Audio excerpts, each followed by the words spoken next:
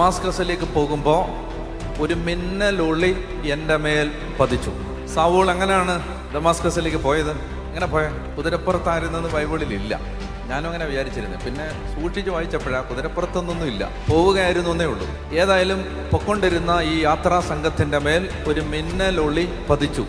അപ്പോൾ ഈ പ്രകാശം പതിച്ചത് എല്ലാവരുടെയും മേലാണ്, പൗലോസിന്റെ മേൽ മാത്രമല്ല, എല്ലാവരുടെ മേലും ഈ പ്രകാശം പതിച്ചു. അപ്പോൾ ഒരു സ്വരം കേട്ടു, സാവൂൾ സാവൂൾ, നീ എന്തിനെന്നെ പീഡിപ്പിക്കുന്നു?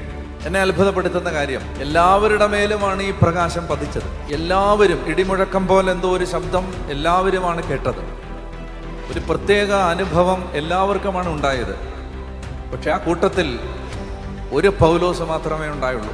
ഈ ദൈവാനുഭവത്തിന് സാക്ഷിയായത് കുറേ അധികം പേരുണ്ട്. പക്ഷെ പൗലോസായി മാറിയത് ഒരാളേ ഉള്ളൂ. എന്തുകൊണ്ടെന്നറിയാം? പ്രതികരിച്ചത് ഒരുത്തനേ ഉള്ളൂ.